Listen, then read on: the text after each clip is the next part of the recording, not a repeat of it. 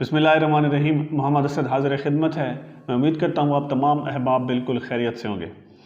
पुराने वक्तों की बात है कि कुम्हार अपने गधों को हाँकते हुए जंगल की तरफ जा रहा था और उसके जो गधे थे वो बिल्कुल लाइन में एक कतार में चल रहे थे।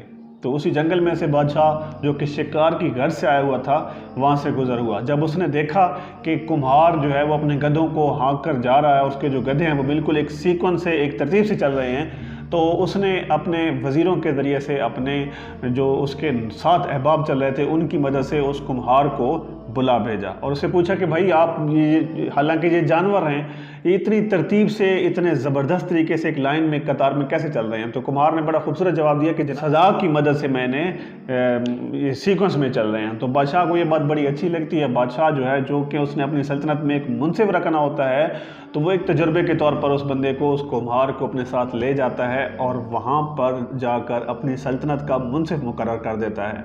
खुदा का करना ऐसा होता है कि कुछ दिनों बाद जो है उसकी रियाया में से एक चोरी का मुकदमा सामने आता है और होता यूँ है कि वो जो चोर होता है वो बादशाह के मंजूर नज़र लोगों में से होता है।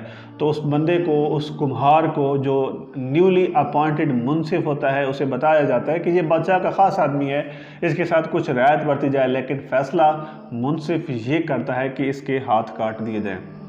तो दोबारा से कुछ देर बाद एक और बंदा आता है और बताता है कि भाई आप क्या करें, बादशाह का मंजूर नज़र है, ये तो हमारे जानने वालों में से है। तो कुम्हार फिर ही फैसला करता है कि इसके हाथ काट दिए जाएं। तीसरी दफ़ा एक और बंदा आ जाता है जो कि बादशाह के रेफरेंस से ही आता है और बताया जाता है कि ये बादशाह का ख़ास आदमी है, इसके साथ रायत बरती जाए। तो वज़ीर, वो जो मतलब मुंसिफ होता है, जो कुम्हार होता है, वो ये फैसला करता है कि चोर के हाथ काट दिए जाएं और दूसरे लोगों की जो सिफारिशें करें उनकी ज़ुबानें काट दिए जाएं। आप मेरी बात से इत्तेफाक करेंगे और आप यकीनन आप समझ भी गए होंगे, हमारे मुल्क पाकिस्तान में भी कुछ लोगों के हाथ काट देने चाहिए और कुछ की ज़ुबानें काटना बनती हैं, तभी कहीं जाकर हमारे मुल्क में इंसाफ का बोल बाला होगा।